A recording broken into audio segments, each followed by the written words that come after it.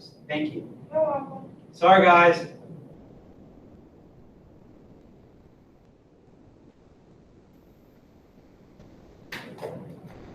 I was just telling them aldosterone is the main mineralocorticoid, and this is what's made by the zona glomerulosa, that outer layer. So, okay, so for it to be released, there's like this long process that we're going to learn in a second. But before we talk about that, we have to talk about like blood and blood pressure. So, there's usually when you drink water, the water goes, you drink the water and then the water goes into your blood. So, the more water you have in your body, the more blood you have. And then the more blood you have, that increases your blood volume, right? So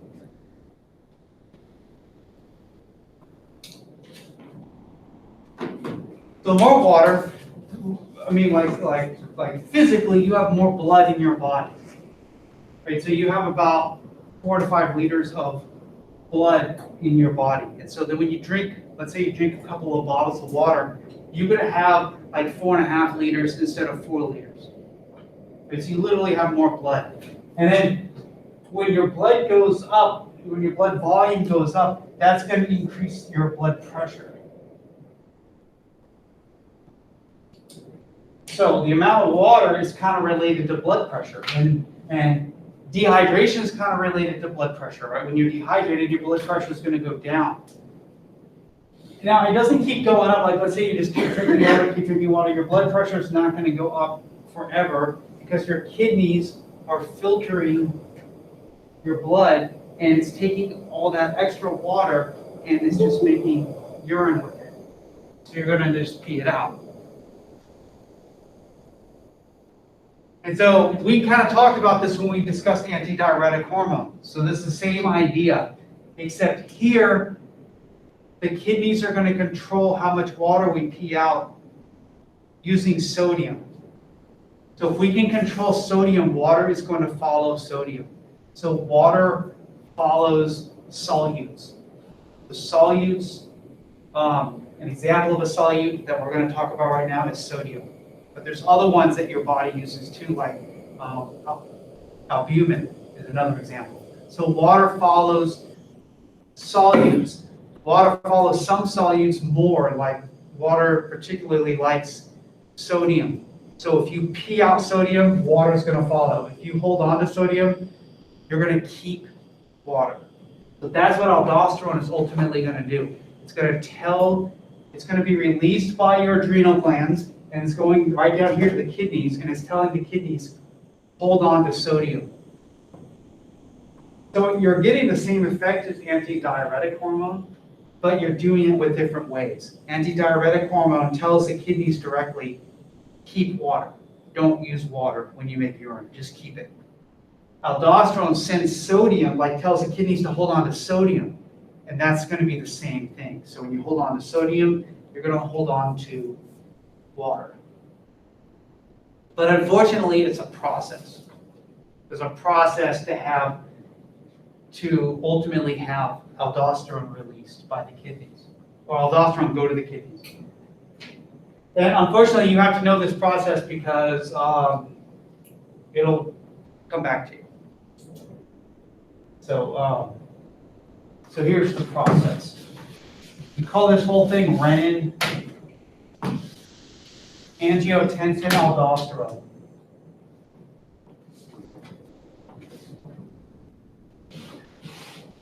So I'm just going to write it out. And the first thing that happens is that something causes you to have low volume, like low blood pressure. So there's different things that can cause that. There's like, you could have a sodium deficiency. You just have general dehydration. You didn't drink. Maybe laxative use.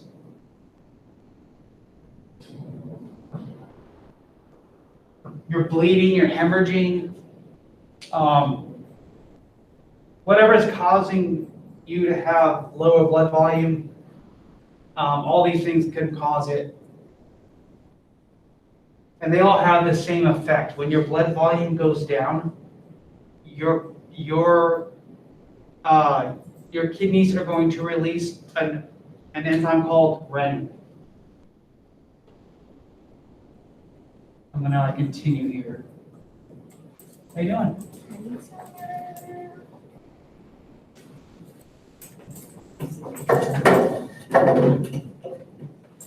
So that is step one. Whatever it is, you don't have to write, you don't have to know like what it is, just know that dehydration or low blood volume. Well, it's really it's low blood pressure. That's the trigger. Again, just like antidiuretic hormone, your body, low blood pressure is triggering this. Your body's set up to raise blood pressure, not lower blood pressure. And your body does not stick with just one mechanism.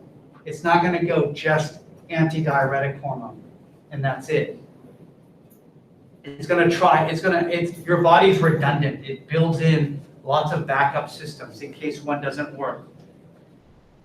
If antidiuretic hormone doesn't work, hopefully we've got this hormone. So we have this enzyme called renin that's getting released. When you're dehydrated, you're going to release renin.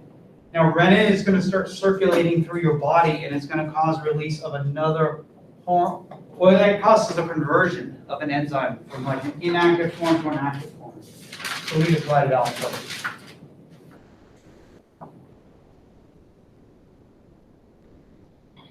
So renin converts this inactive enzyme called angiotensinogen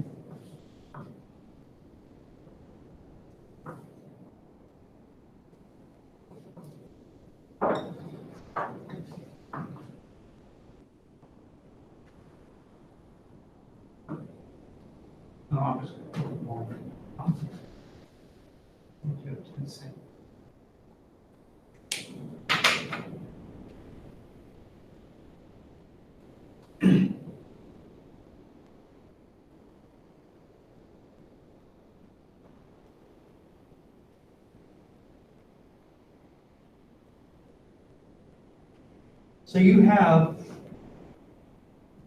right now in your blood angiotensinogen. It's there in your body. It's just not converted yet.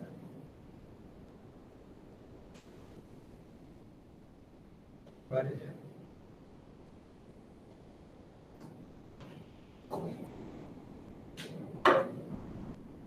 So what's that you wrote, Mr.? Renin converts angiotensinogen to. So it's the same, if you notice Same this thing? word is this word, except instead of OGEN, Right, take that off and just put one, the number one. okay. So whenever you see a word end with OGEN, it's an inactive enzyme. That's what the OGEN means, it's inactive. And to activate it, just take off the OGEN. So actually, the enzyme is angiotensin. I just put one there because there's two forms of it. I know they're like horrible words. You will see these words again outside of this class, unless you're billing and coding. Is anyone billing and coding? And I'm sorry, guys. You're never going to see this again. You know, after the test, just forget it. Put it out of your head. You got to do it for like the HEMA accreditation or whatever that is. Yeah, I feel bad. It's not Nunez's fault. When we heard about it, we were like, no, don't make them take it. And then I think Rose or whoever, she's like, well, they have to do it for the accreditation. Like, we didn't want to make you take this class. I don't think it's very fair. But for the rest of you, you'll see this. You will. You'll definitely see this again.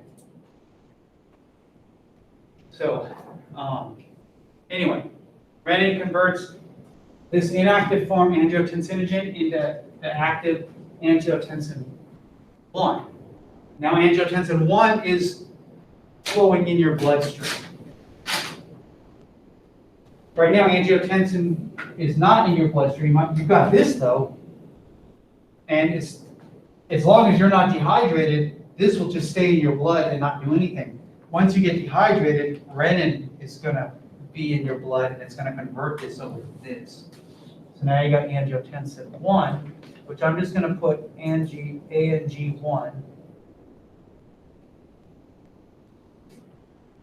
This is gonna flow around your blood and then around your lungs, it gets converted to angiotensin 2.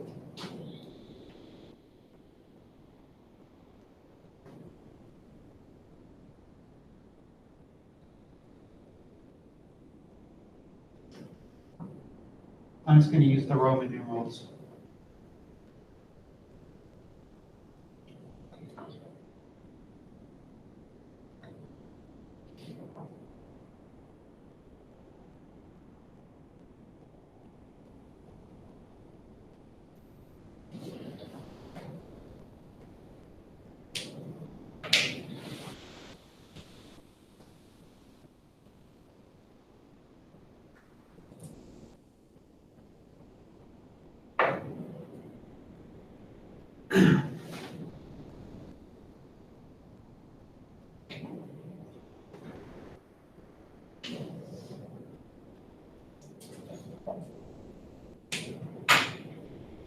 Okay, so the angio-1's flowing through your blood.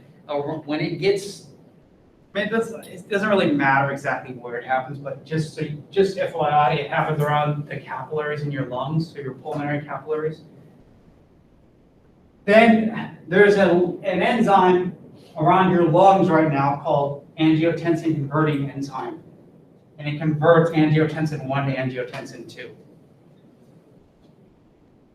And this is where you're going to have angiotensin 2 is a pretty powerful vasoconstrictor.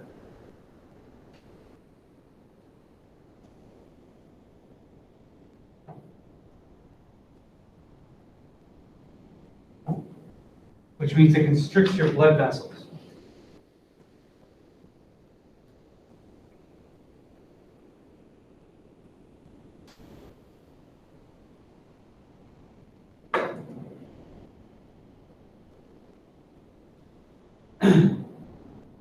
So already by number 3, we've got some action happening. Once your blood vessels constrict, that's going to make your blood pressure go up.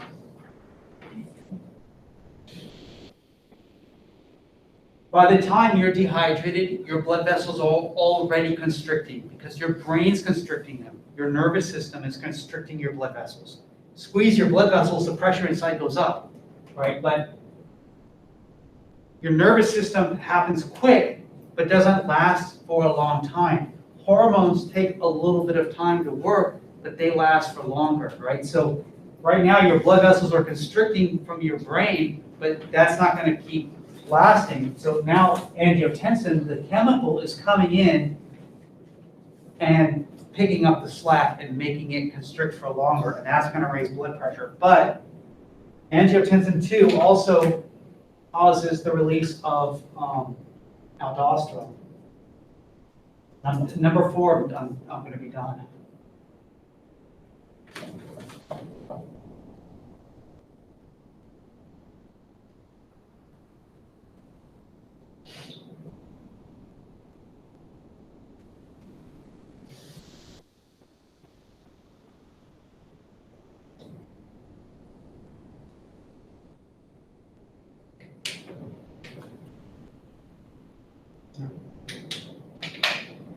The angiotensin 2 is going to cause aldosterone release from the adrenal gland.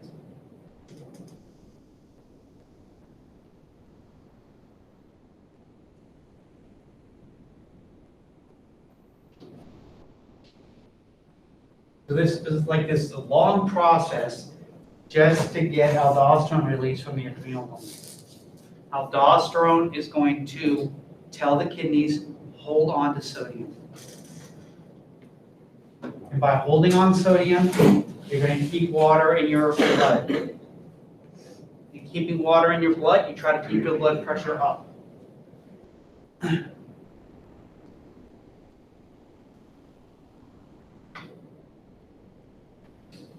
probably the worst thing I'm giving you today. So you could relax a little bit. Well, you're never gonna relax, but I mean, you could just, okay, it's not gonna get worse than this. That's a lot of words. The best way is just to write it out, write it out, write it out. At least that's how I do it. I write it out. In fact, I come to a classroom, I write it out, and then I'll walk around the halls, talking to myself, come back in, erase it, write it out again. I'm not gonna have everything. And I just keep checking, where did I mess up? And I keep doing it until I just get it. And then the important thing is, once you get it, don't stop. Do it again the next day. It's like you gotta like keep doing it. And then you want this to stick in your head because you're gonna see these words again, like even like in a hospital setting, you'll see renin, angiotensin, aldosterone. And like people like nurses, like sometimes they'll come to you, and this is like the worst advice. They say, oh, you're not gonna need any of that. Sometimes in some jobs that's true, but they actually do need it and they do use it. It's just they don't realize they do it because it's like second nature to them.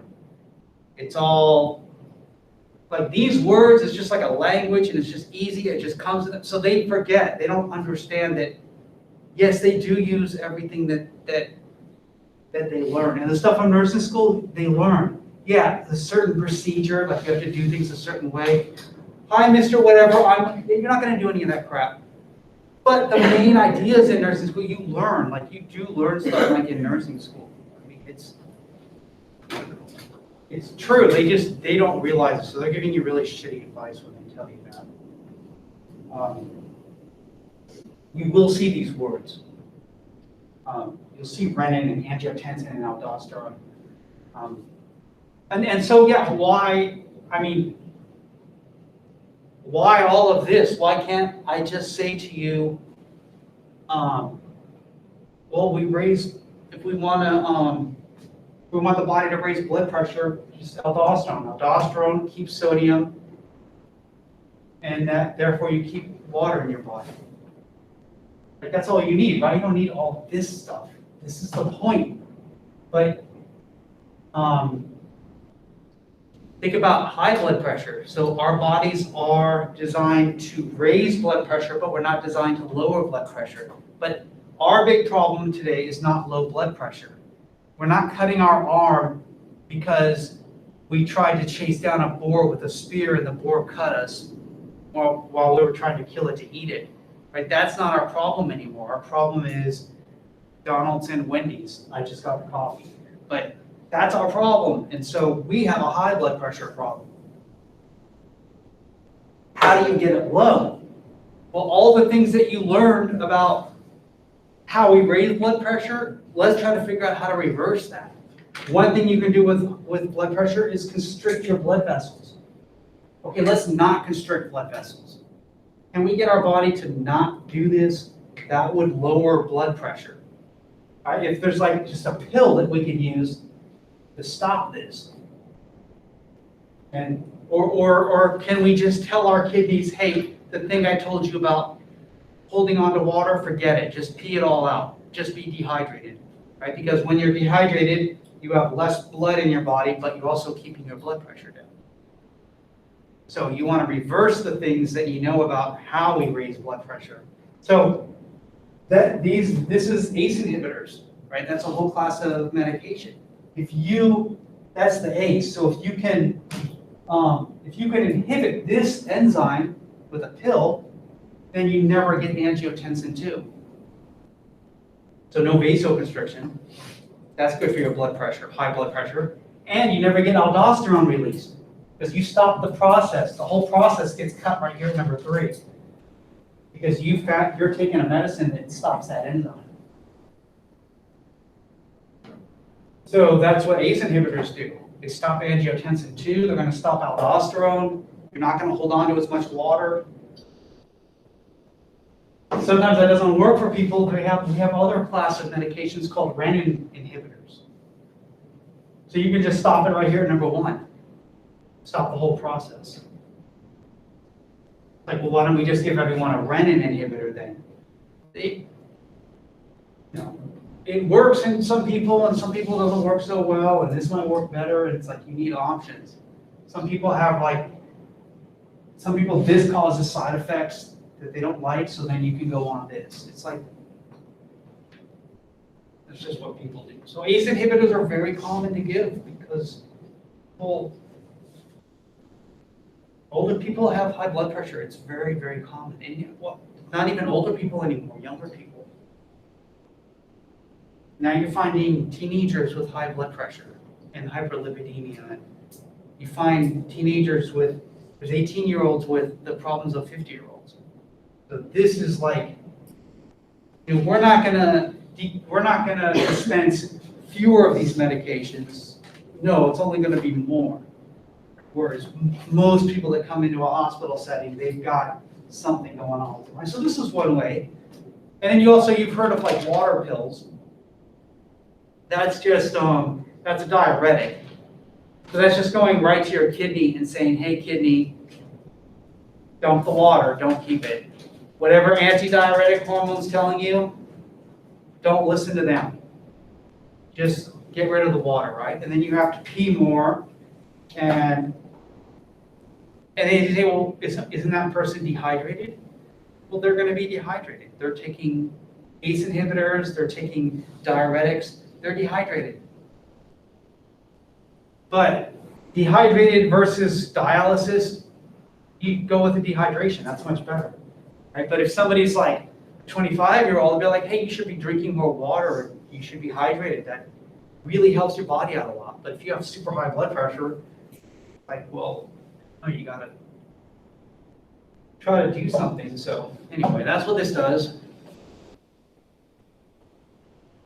A third thing, I'm kind of skipping ahead now, but your medulla makes epinephrine and norepinephrine, which is like adrenaline, right? And you don't just make this stuff when you see a snake, right? You're always making small amounts of it, right? And your body will make like a little bit more. It'll like surge it a little bit. Like if I'm like if you walk in, you realize there's a quiz today, you got like a little surge, right? Not a surge that's going to make you try to kill me, but for a second you felt something, right? And your heart rate went up. Okay, so that's like another thing that you can do. Maybe we can give a pill that's going to block adrenaline, block epinephrine. And then we don't want your heart rate to go up during the day. We just want to keep it nice and chill the whole day. That helps with blood pressure too. So you kind of know now the three methods we have to control blood pressure. But I'm kind of getting ahead. So this, what do you need to know? You need to know this. And I didn't write the last thing, but I want you to follow it through. So that means I want you to know what aldosterone does. And again, that's going to cause your body to retain sodium. Keep sodium, however you want to word it. But you're holding on to sodium. Now it's going to cause your body to hold on to water. That means that your blood volume is going to stay up, which means your blood pressure stays up.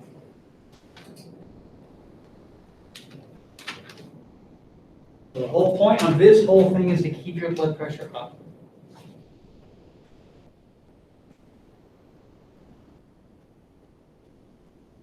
Would you say that stuff again? After 4, the aldosterone release causes. Angiotensin 2 causes aldosterone release. Aldosterone, I should just write it on. Because it's low, which shouldn't be a problem for someone like me, but even this, for me, I can't.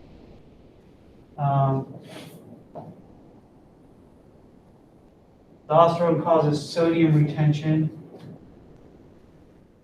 Is it a T or an S?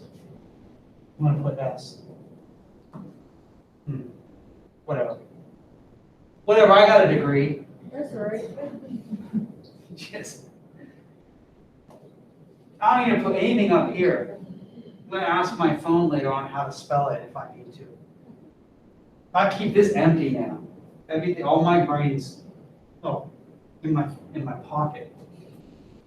I don't have to spell anything anymore.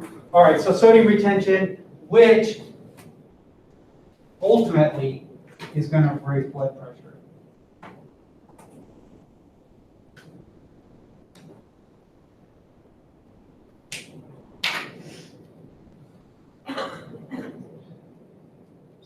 This is the worst one. The next one's a lot easier, and the next one's even easier, right? It's all easier. This was the worst thing that I'm doing to you today. But obviously, since I spent all this time on it, you know I'm going to ask you. And you already know the question. Just think of the broadest question that I could ask you. What kind of question would I ask you that would make you have to know all of this? That's my question. And it's so easy for me to write. What is, describe the RA pathway or renin angiotensin aldosterone pathway. That's it. That's an easy question for me to make. And it sucks for you guys. Yes. But I have to grade it. I have to do the work one way or the other. Whether you grade it at the front end or the back end. But you know what? Anyway. You just trust me when I say that grades go up when I make questions like this. Because at least you know what I'm doing. At least you know exactly what to study. Yes, it's a lot of work for you. It's maybe more work than like, oh, I have to remember the R word, and then I give you 4 R words, A, B, C, D, and you just like, oh yeah, renin, I recognize that word, and you just hit B. I get it, it's a lot of work. But when it's multiple choice, I can give you 50 or 60 questions, and then you don't know what I'm asking. Yeah, this is a lot to ask from you, but you know exactly what I'm asking. So you know I'm going to ask it. There's not really many ways for me to ask it. So you know what the question is, you just got to learn it. And I just didn't, instead of breaking it up into 10 multiple choice questions, I just give it to you in one question. You actually have to know the same amount of material. For that question, do we have to write out like each step like that? That's what you want? You can write it as a long paragraph. Okay. Yeah, you have to do at least this. And like, for example, I abbreviated angiotensin 2, fine. But somewhere in here, I have the word angiotensin, so that I know you know how to at least, that you know the word. Right, so if you're going to abbreviate stuff, make sure that you have it somewhere in there that's not abbreviated. But after you write it the first time, like you wrote here, like I wrote here angiotensin 1, then fine, you can abbreviate everything. I don't care about abbreviating. You can take shortcuts, just let me know that you know what it is, and I'm fine with it.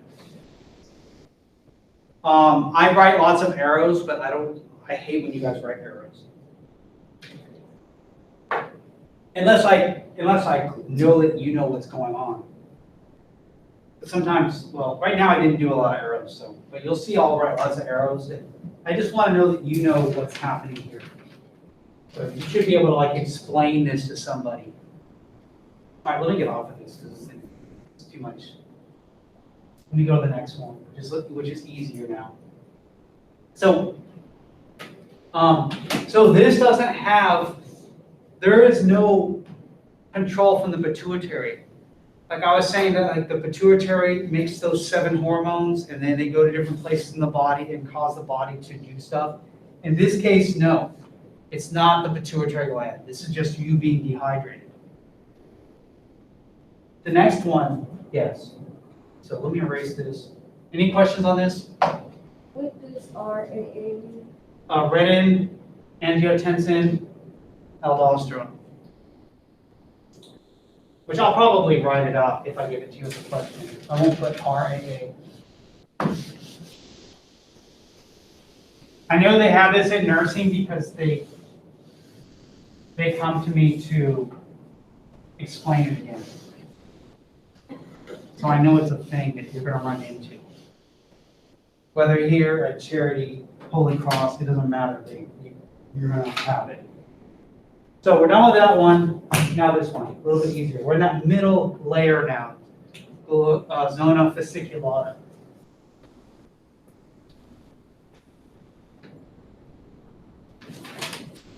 They make a class of hormones called glucocorticoids. These are what you think of when you think of steroids.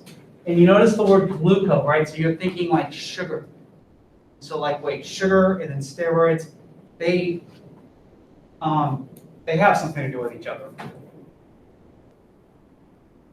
And they often call them, the people, instead of saying the word steroid, because like when I say steroid, well, how do you know I'm not talking about like testosterone or even vitamin D? Vitamin D is a steroid hormone. It's not actually a vitamin. So how do you know I'm not talking about something else? How do you know I don't mean aldosterone? How do you know I mean steroids like prednisone or like a steroid shot that you get in a hospital? Like, how do I differentiate that steroid from all the other steroids? So they'll call them glucocorticoids. So the word gluco will be in it, and that means regular steroids. So some examples of steroids are like hydrocortisone, right? The cream that you can buy. You notice that these words are ending in like O-N-E, right? All these steroid, most of these steroid words are ending in aldosterone, cortisone, prednisone, testosterone, progesterone. They're all ending in O-N-E, right? So that's kind of like something that when you see that ending, you're thinking steroid. But here we're talking about the steroids that you think of.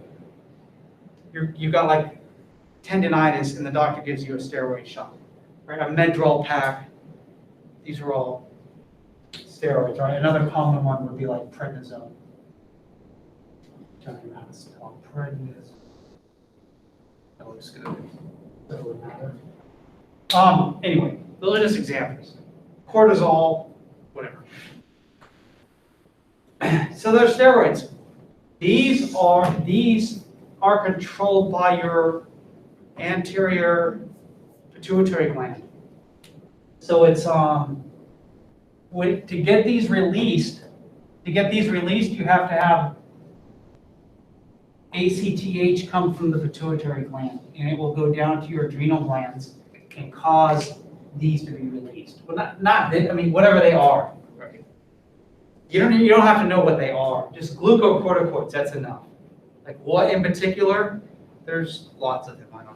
I don't know. Too many of them.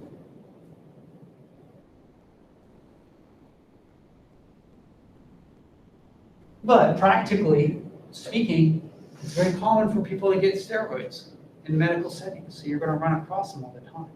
So you should know what they do. Right? So what do steroids do? That's more important than their names. So let's talk about some easy stuff. They're anti-inflammatory.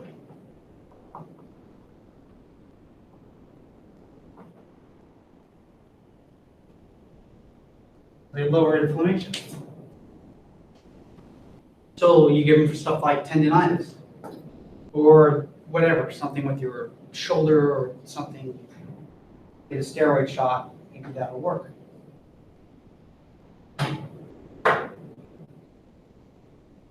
If you give high doses of them, they're immunosuppressant.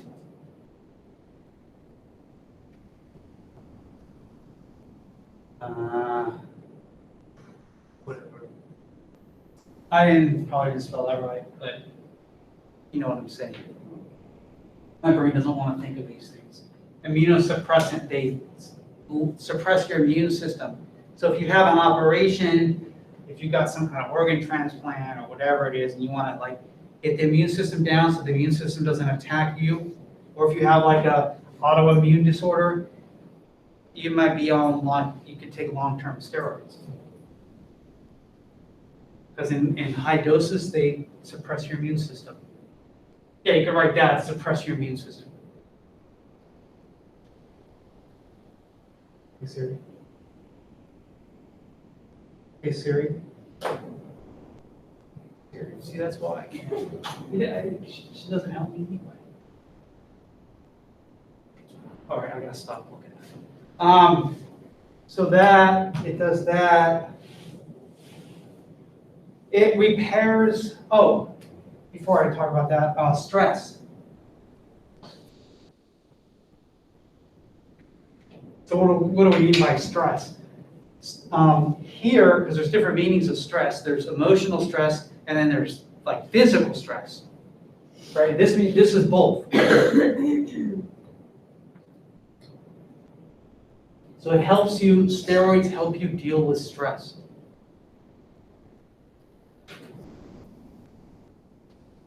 All types of stress. Then they help to repair things. So you give people steroids when you want to repair tissue. So when someone sprains their ankle, yes, you give steroids maybe to make the inflammation go down, but that's not really why you're giving it. You're giving it to stimulate repair of the tissue. So this is like 1, 2, 3, but these next 3 are talking about how tissue is repaired. So whenever we want to, 4, 5, and 6, I'm going to talk about again with other hormones. So 4, 5, and 6, when you want to repair tissue, you need protein. Protein's like, it does everything. When you want someone to grow, you give them protein. When you want somebody to like slow down their decay, meaning like older people in a hospital, you gotta be aware of proteins. Someone's in like a hospital bed or someone's in a nursing home, they gotta be having lots of proteins. Right? They're gonna shrivel away. Right? Proteins do everything, they make you. Right? That's the building material for you. Right? So you've gotta have protein. So the first thing that we have to think about is, can we get enough protein? So we want to increase the uptake of amino acids.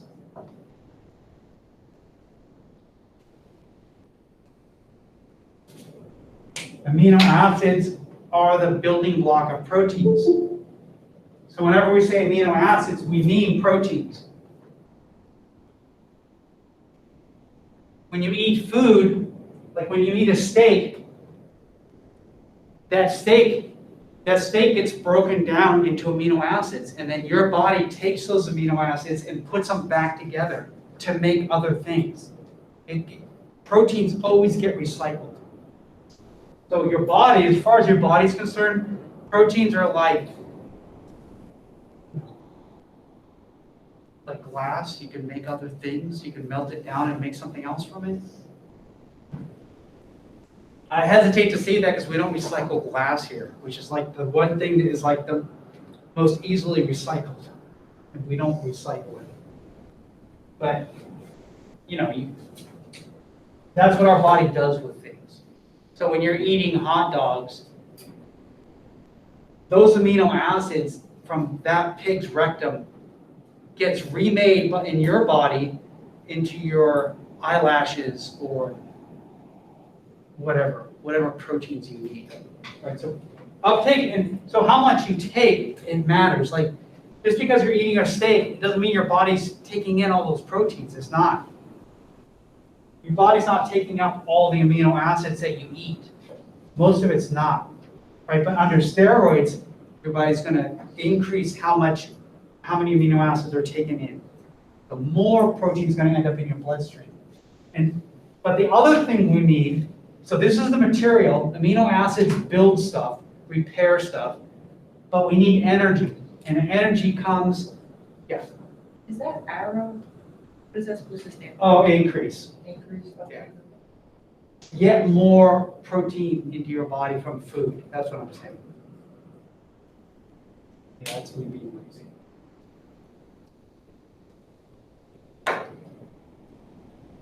Five and 6 are all about energy.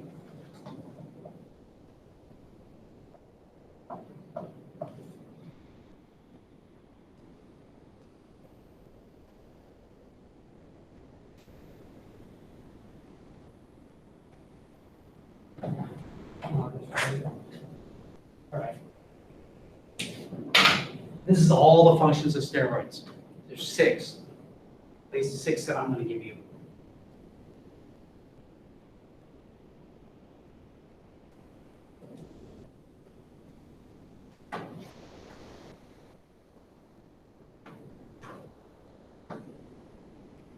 So 5 and 6, we're talking about energy. So energy that you eat, energy in your body is in 2 forms, fats and sugars. Or another way to say that is lipids and carbohydrates. So 5 is talking about lipids, 6 is talking about carbohydrates.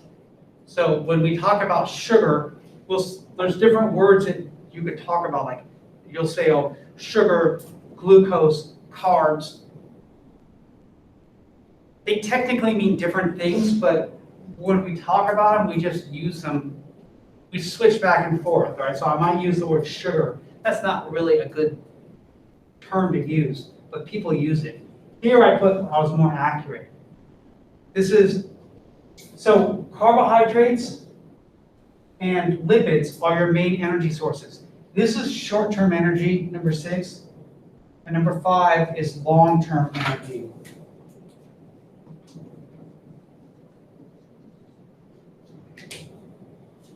Realize you can't see from the back. Breaking up glycogen was number 6, and number 5 was lipolysis. Lipo meaning fats, lipids, actually. Lipo means lipids. And then the word lysis means to break or to burst. So you'll see that word in lots of other words. You'll actually see this word in lots of other words too. So, right, you should know whenever you see the LIP, that has something to do with lipids. And whenever you see lysis, it has something to do with breaking or bursting, like, for example, like the word hemolysis. Hemo, what does that mean to you, do you think? Blood. And lysis means to break. Your blood cells are breaking. That's why MedTerm, if you haven't taken MedTerm yet, don't blow it off. Because it's, you study the flashcards and take the test, get the A. Don't look it up online, right, and get your A. But you're missing out. You're cheating yourself because when you learn the language, that's the cheat code. So you want to get that in your head. It makes your life so much easier. You're going to get the A in MedTerm. Just take it, you'll get your A. It's not about the A. It's about making life easier. And when you got to learn stupid words like this, you need every break you can get with other words. Right? Anyway, glyco, sugar. Glyco means sugar. Something having to do with carbohydrates. Gen means like generate, to make. But anyway, so we have lipids and we have carbohydrates. This is your long-term energy storage, your fats. So all the fat on us, that's long-term energy storage. We have short-term energy storage. In fact, I'm going to talk about this anyway, so I might as well just talk about it right now. I was going to talk about it later today. We know glucose is blood sugar. So we'll call it blood glucose. Blood sugar, blood glucose, whatever. So when you eat food, you're eating a lot of carbohydrates, which there's nothing wrong with that. Our diet consists of at least half carbohydrates, unless we're really trying not to. But we eat a lot of carbohydrates. So for me for breakfast, I had like oatmeal, So that was starch. Oats are pretty much starch and fiber. Fiber, you don't digest fiber, so that's going to go through me. The starch, my body's working on it now. It's going to take that starch and break it up into little pieces of glucose. All right, so then that glucose is right now, it's starting to enter my bloodstream. So my blood sugar is going to go up, and then I need to lower my blood sugar. So I need to lower my blood sugar. So what hormone lowers your blood sugar? What's the diabetic hormone? Insulin.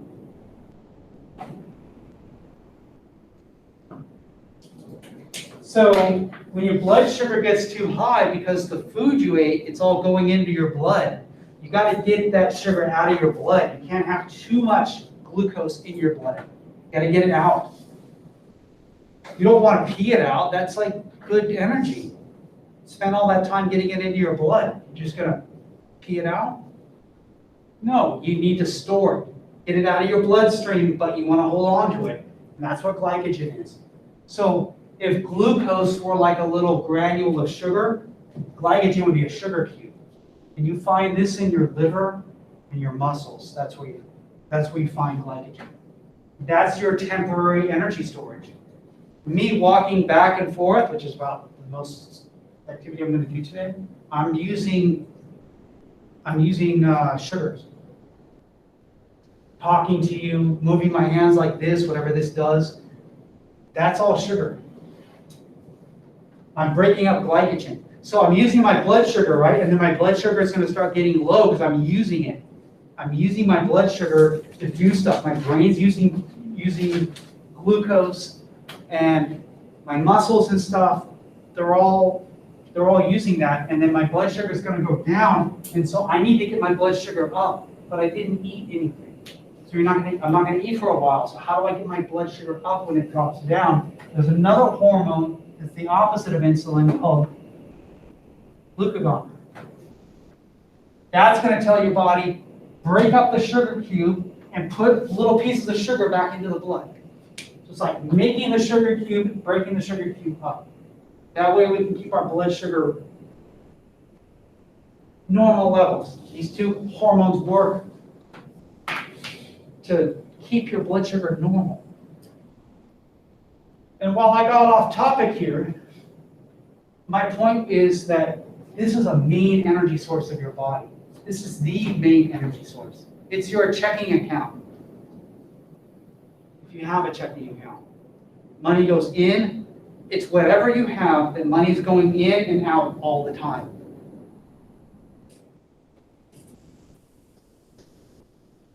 Your fat stores, that's your savings account.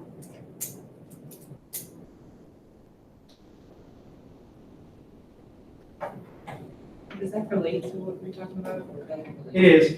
Well, it's the pancreas, and I'm getting to this. Because I'm like right here, I'm writing the breakup of glycogen. Well, what does that mean? It means that you break up glycogen and you increase your blood sugar. And actually, we're going to take that blood sugar and we're going to turn both of these. So here, this means breaking up fat. We break up fat and we break up sugar. We're emptying out the savings account and we're emptying out the checking account. That's what steroids do. You're going to get hungry because you just emptied your accounts. You need to refill them.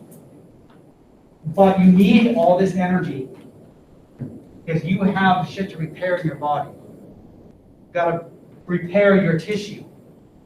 So we're going to take both of these and make ATP. ATP is actually the real energy. But where do we get ATP? From sugars, from fats. And that's what steroids are going to do. They're going to tell your body, start breaking up fat. Start breaking up sugar. But by sugar, I mean glycogen. So when you take steroids, your blood sugar is going to go up. Right? So there's a link there. The link between steroids and sugar. So obviously your blood sugar is going to start spiking. But if you're trying to repair tissue, you want that to happen. Right? But what if you're taking it anti-inflammatory? Then you got to watch and be careful. If you're trying to take it long-term anti-inflammatory, then maybe the doctor will start checking your blood sugar, just make sure you're not. And your body can regulate it, right? If your body's okay, your body releases both of these hormones to regulate your blood sugar, but if you're pre-diabetic or something, and you're taking a bunch of hormones, that might mess you up. So, I guess getting back on my point here, because I'm going to revisit this in a minute, but getting back to the point, break up sugar, number 6, break up fats, number 5. use those to make ATP. That's our energy. We need that energy because we've got proteins to make.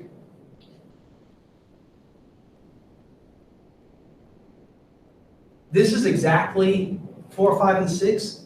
That's what human growth hormone does, just for different reasons. Human growth hormone, the purpose, it's in there, like it's in the name, growth, right? You're trying to grow, but you're doing exactly this. So people that are growing, they're taking a bunch of amino acids out of their food. They're breaking up their fat, they're breaking up their sugar, and they're using that to make ATP.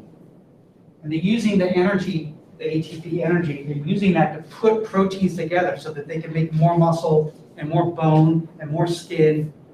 People that are going through puberty, you'll notice they lose a bunch of weight. Like they get this, sometimes kids get like this, they gain a little bit of weight, like they'll put on 10 pounds, like right when they're about to go into puberty, and then they go into puberty and, well, ideally, they're supposed to be like skin and bones because your body's using up all the energy and they're eating all the time on purpose. This is what human growth hormone does. Here, it's for a different reason. Same thing, different reason. This is to repair tissue. Your body does the same thing for different reasons.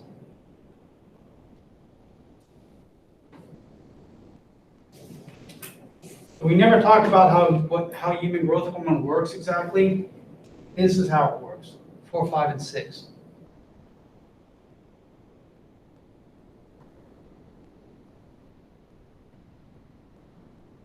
Your thyroid hormones do 5 and 6. T3 and T4, they do this also. That's a third hormone that does 5 and 6 for a different reason.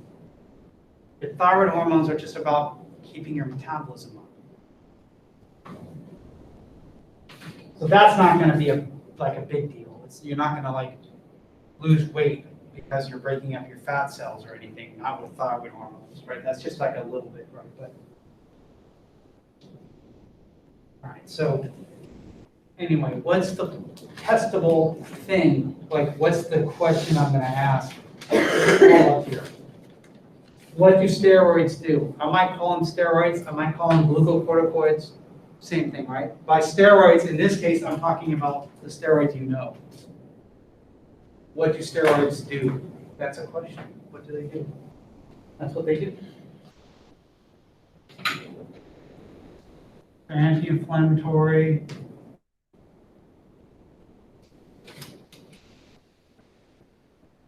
It says doses. They're immunosuppressant in high doses. I gotta fix it.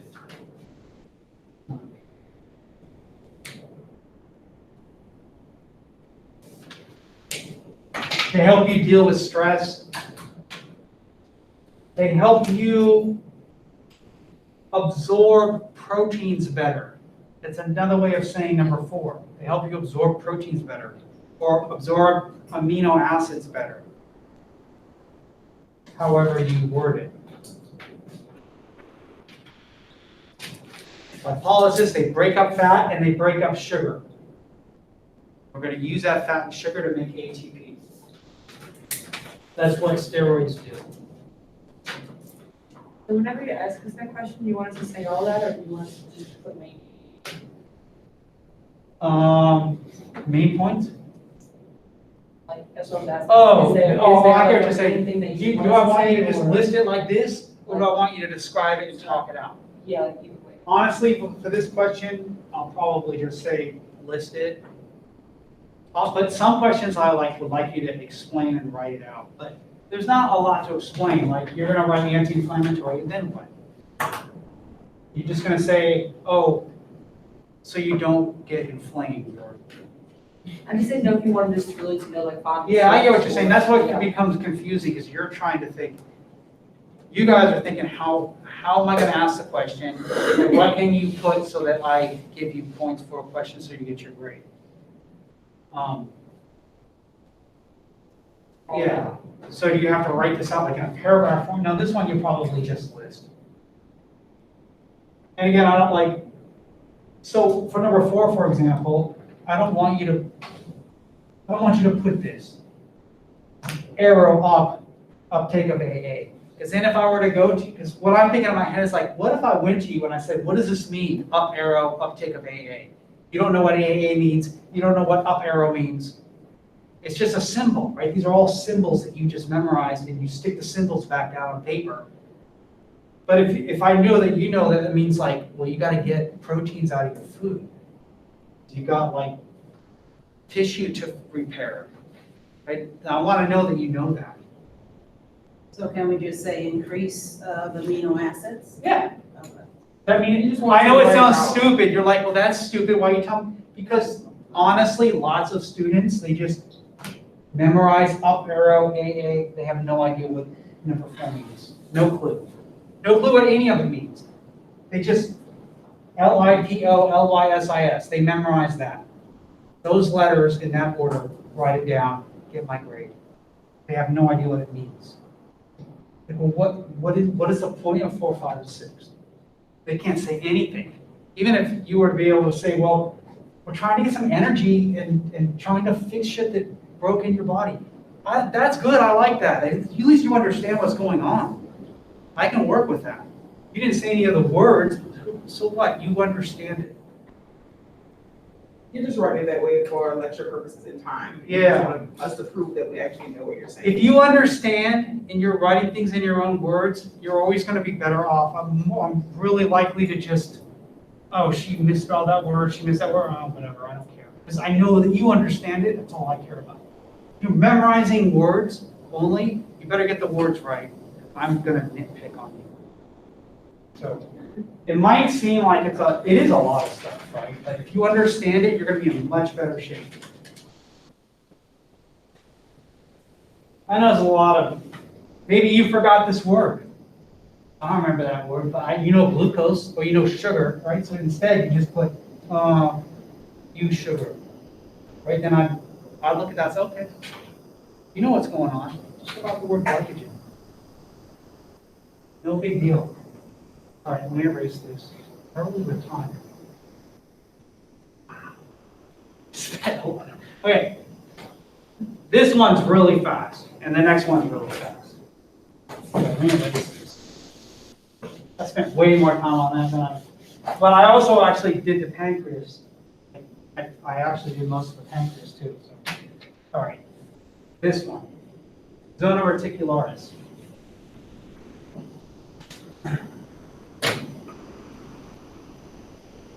It makes something called androgens. And the main androgen is something called dihydroepiandrosterone, which you just need to know that. So an androgen, that kind of sounds like sex hormone, something like that, and it is. So we're talking about the most inner layer of that cortex. And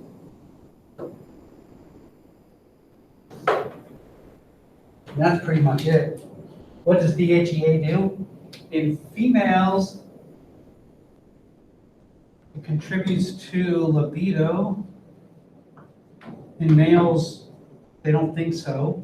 And it's related to estrogen production.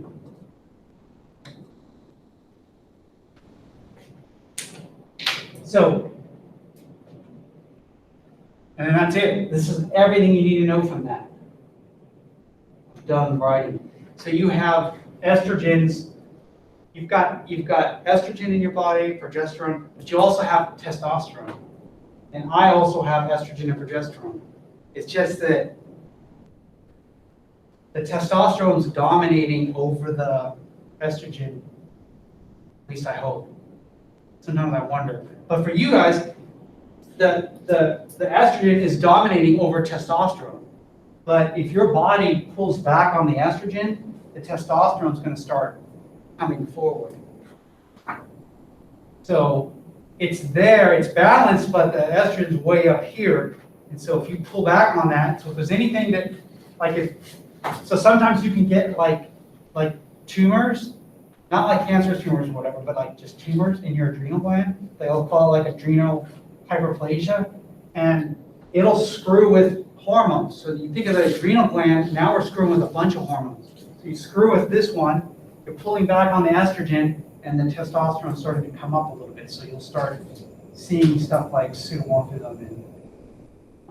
And then the other part, if you think like right next to this layer, is the one with the steroids. You're also messing up the steroids, right? So you're going to be like way more stressed than normal, like snapping where you used to not snap, maybe hair that wasn't hair before, like stuff like that. And then you think, okay, well, what?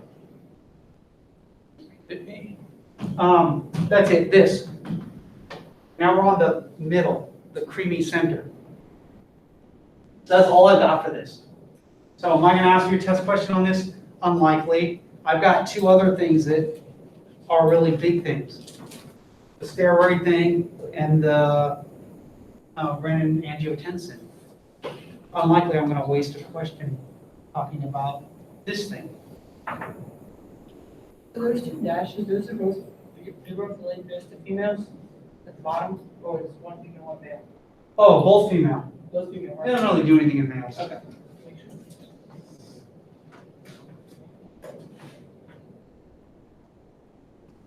Everything's linked.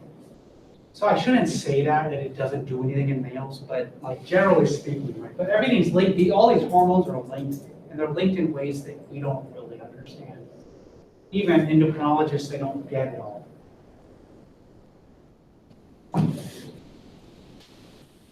All right, the medulla. So we talked about the cortex. So this adrenal gland is covered with a capsule, and then that's like the packaging of the Twinkie, and then the cake part is the cortex, and then the creamy filling is the medulla. Your adrenal glands like that, and some other glands are like that, like your lymph nodes and your spleen, and there's other things that use this capsule cortex medulla. Right, so just remember medulla, middle. Medulla is going to be like the center, like the most inner part, the deepest part, and the cortex is going to be superficial. The medulla makes this class of hormones called catecholamines. So if you just hear the word catecholamine, just think of like epinephrine. So it's epi and norepinephrine. I'm going to talk about them together right now. Although there's differences between them, I'm just going to stick them together. Adrenaline. It's the same. We used to call this adrenaline and noradrenaline, and now we call it epi and norepinephrine.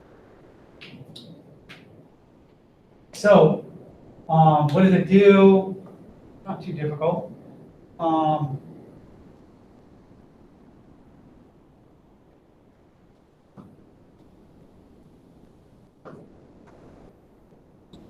Okay. I think just based on what you know already, you could talk about this. Being lazy, and I could get a lot of ATP, which means energy. This is the energy currency, right? You can't just eat food and use that directly as energy. The only thing that your food directly works on is your brain. Sugar, your brain uses sugar. That's pretty much it. Everything else has to get converted over into ATP. It's like getting oil from the ground. You just can't stick that in your car and make the car go. You have to convert that into gas. And then that'll work, right? That's how our bodies work. We have to convert everything into ATP. The only exception is your brain uses sugar. So little kids and stuff, that's why they give them breakfast. That's why they have snacks. Because if you don't put sugar in their bodies for their brains, and by sugar I mean carbohydrates. If you don't put sugar in their bodies, they start bouncing off the walls and stuff. They start acting all ADHD on you. So you gotta keep that sugar in their body. And people say, oh, that doesn't make them hyperactive. No, not at all. Well, we were at Chuck E. Cheese and they had cake and they're at Chuck E. Cheese. wonderland for them. Get tickets. They're all hyped up at the prospect of gambling. It's not because of the cake. Yeah, that's what happens to us, right? We walk by the casino. Oh, shit. Remember when I used to go to Chuck E. Cheese? My parents used to pay attention to me. Get all those tickets. That little Chinese handcuff thing. After I spent $26. Those were great days. I'm gonna go into Harrah's, give it another try. All right, get a lot of ATP. So we know about getting a lot of energy. What do we make ATP from? What's our two energy sources? Wait, what is it? Say any word. Okay, I'm sorry. ATP, where do we get it from? Think about what you eat. What's your energy from food? Fats and carbohydrates. Yeah, carbs, sugar. And what's the other one? And the Fat. What's the other word for fat? The word you should use, but it's okay to say fat. Right, so carbs and lipids, that's the right term. Sugar and fat, totally acceptable. But that's our energy sources. We just talked about this. We gotta break this stuff up. It doesn't fit into our bloodstream, right? You can't take a bagel and stick it in your bloodstream, right? You gotta break it all up. So obviously we're gonna break it up with our stomach and stuff, and you can liquefy it, but that's not enough. You gotta break it up and make it small and stuff like that. So that's, in other words, another thing to say about this is we call it blood sugar glucose. So anyway, that's our energy sources. So same thing that I just got done running for steroids. Lipolysis, breaking up glycogen. So you're dumping sugar into your blood and you're breaking up fat. And we need that energy. We're not building anything here. We're not making proteins. This is sympathetic response. I don't know if did he go over sympathetic and parasympathetic?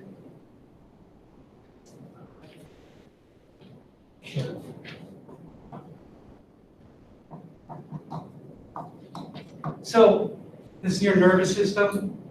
We're going to talk about it a lot in this class too. It's called your autonomic nervous system. It's like the nervous system that controls things that are involuntary. So there's two parts of it, sympathetic and parasympathetic. And I'm not gonna like go over it, I'm just gonna give you the easy. You think sympathetic is like, oh, I'm calm, sympathetic, I'm gonna listen to, it's the opposite. Sympathetic is fight or flight. So this is fight or flight. Fight or flight. And then parasympathetic, we call it rest and digest. So you think about all the things that you, like if a snake, someone threw a snake in here, what in your bio, what do you need in your body? What's like a priority? Like what organs? Maybe I shouldn't say organs, but what in your body would be important for you at that moment? Brain, no? Brain is important. We want to get that going. What else would you be using? What part of your body would you use if a snake or someone threw a grenade in here? What part of your body would you use?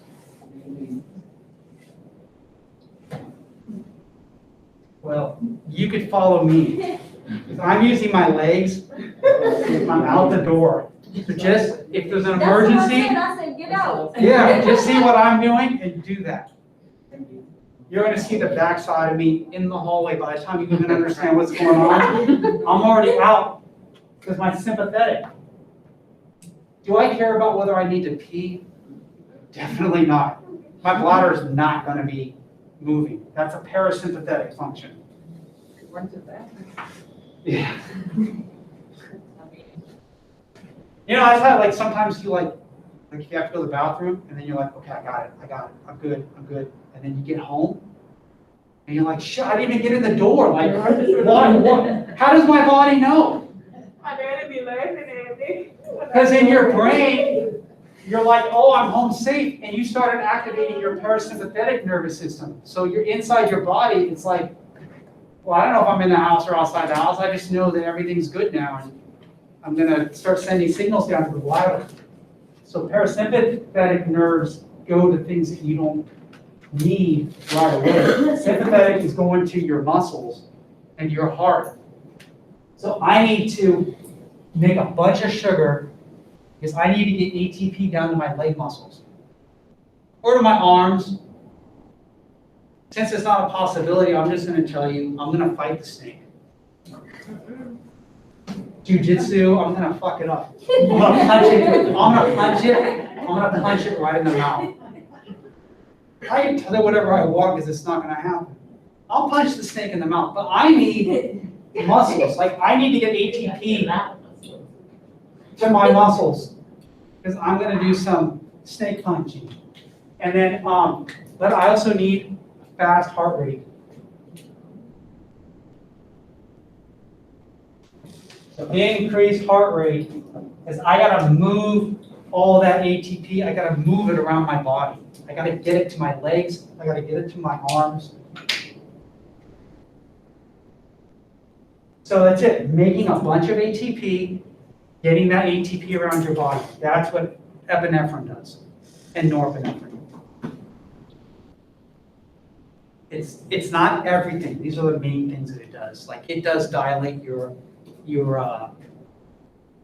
bronchodilator. It dilates your respiratory system. I don't know. I can't think of the word. But if you think about like, you might think like, okay, what does it do to your blood vessels? Well, it'll constrict them because you want to get your blood pressure up because you're trying to push stuff around your body.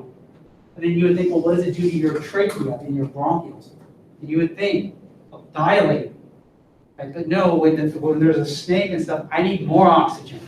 So I want to, I'm sorry, it doesn't constrict them, right? You would think that it would constrict your blood, your respiratory vessels. We call it bronchoconstriction, bronchodilation. It dilates. So epinephrine dilates your bronchioles. That's why the kids have EpiPens, right? It's trying to open it up. And that's what your sympathetic nervous system would do, it would open it up. You need to get a lot of oxygen in because you're trying to punch a snake. You need oxygen and you need you need glucose or fat and you need oxygen. That's how you make ATP. That's the two ingredients. Anyway, I'm talking about a bunch of crap. So these I'm treating together right now. I'll separate them out in another chapter, but for now we put them together. That's what this does. That was all the, oh wow. I never even got to the pancreas. I don't care, we'll do it later. I spent an hour and 15 minutes just on the adrenal gland. We're just about done. I am gonna stop here, but we're just about done with the endocrine system. I'll do the pancreas, that'll take me a few minutes. I'll just do it next lecture. And then, I don't know, that's about it. That's most of the endocrine system. There's a lot of stuff in there.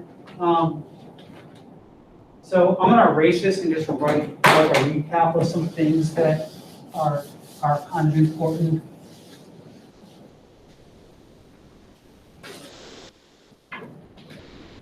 From today, we talked about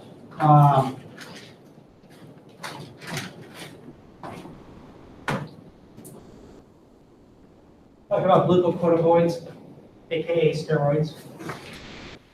So what do they do? What do steroids do? That was like that 6 things. Talked about the renin-angiotensin-aldosterone pathway.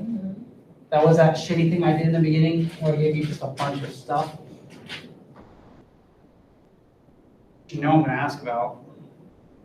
It's like, well, that time I spent on it.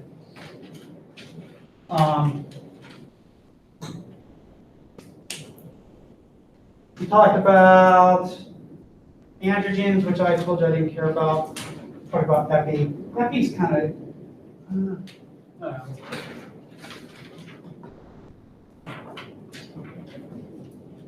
That's what beta blockers do. If you hear about beta blockers, right? They block epinephrine. Beta, there's different receptors for epinephrine. It blocks the receptor for epinephrine. Yeah, you know what receptors are. So it's like, instead of down-regulating, it just blocks it. So epinephrine gets to the heart. It won't make it all the way to the heart cells because it's stopped at the, and so what's the effect of that? You're gonna keep your heart rate down. It's like right now, we're making epinephrine, we're just not making like punching a snake levels of epinephrine. We're making a little bit, right? But if you can even block that, keep your heart rate down, what's that gonna do to blood pressure? Right down. That's another way to help blood pressure. Then last class, we talked about the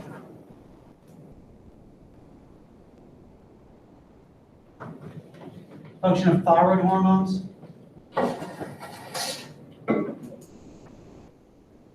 And we also said how they're made.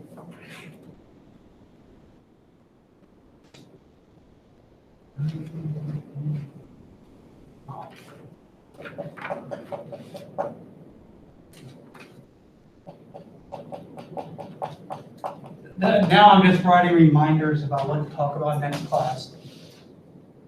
So you don't have to worry about that. Keep remembering all this stuff I didn't talk about. How thyroid hormones made, we talked about that. We talked about the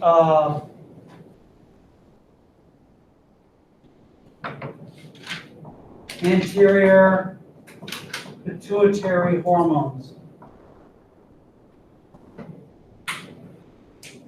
There were 7 of them. Like, you know, the whatever, TSH, PRL, ACTH, blah, blah, all the letters, right? And then there's those hormones. And then if you go to that slide, I've got it like listed in 2 slides. One slide had all 7 of the hormones. I'll put 7 just so you can get like centered. Where do they go? You should know where they go. You should know what cells made them. So I talked about like 5 different cells that make these 7 hormones. That was on one slide. And then on the next slide, I talked about what the hormones from the hypothalamus are. That all those, you'll see all these hormones that end in RH. GnRH, GHRH, TRH, CRH. That's just kind of a memorization thing.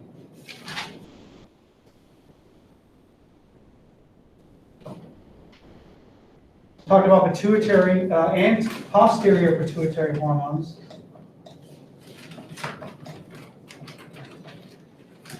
There's only 2 of those, so that was a lot easier.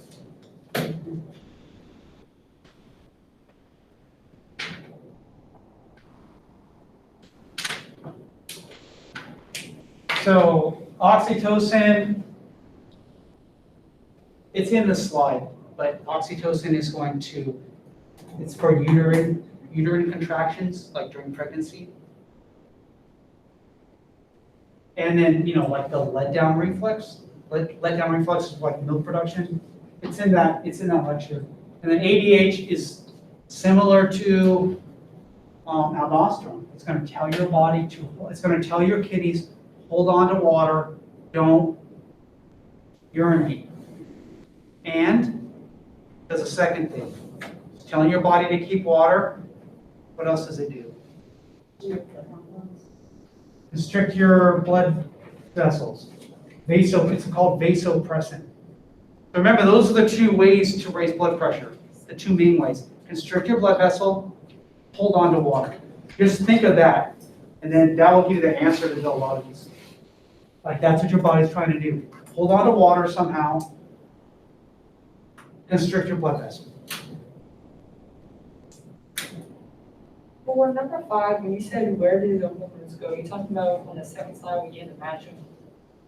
Not the match, but Yeah, like, you know what I mean? Like not with the cells, with the. yeah, like I had like those 2 slides and I had 2 columns on that one slide. Okay. And they were kind of lined up, yeah, that's what I mean, those 2 slides.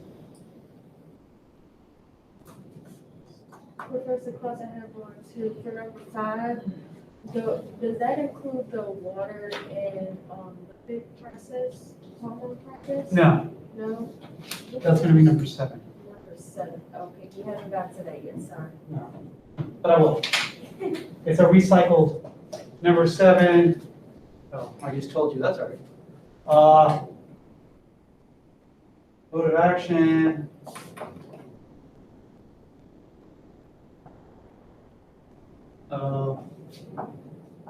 Water and lipid soluble hormones. That was the first day, that long thing I gave you from the first day.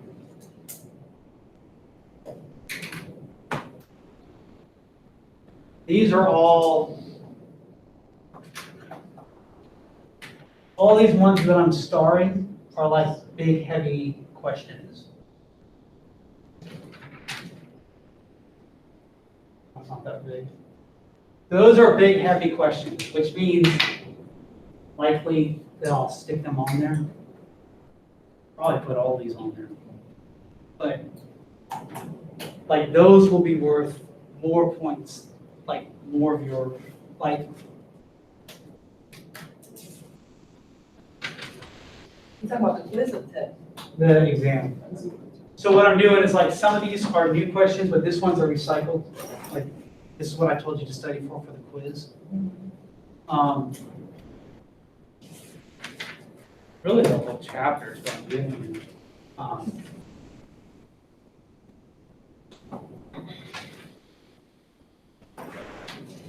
Then I'll take like, I'll probably just take 2 more questions from your quiz. So I'll take like this question, you already know is on the quiz, and then I'll probably take 2 more. Because I want like, or maybe I'll take like 1 more, I don't know. I want to get like around 9 questions. So I'll put all this in.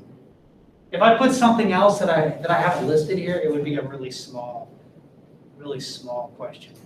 Like you could miss it and still get an A.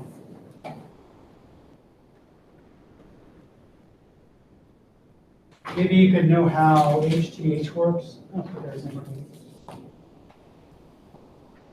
You already know it, by the way. It's number 4, 5, and 6 from this one. So if you know this one, if you know the question from steroids, you automatically know. You know number 1, you automatically know number 8. How does human growth hormone work? Get a bunch of energy from sugars and lipids and you know, increase the uptake of amino acids. It's the same thing.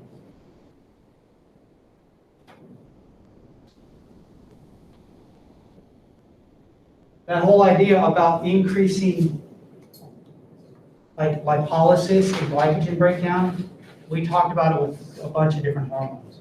Just that I'm kind of overloading you already as it is. But your body does it many times, depending on what it wants to do. Does it want to run from a snake? Does it want to grow bone, grow taller? Do you want to repair tissue? Do you want to just keep your metabolism going?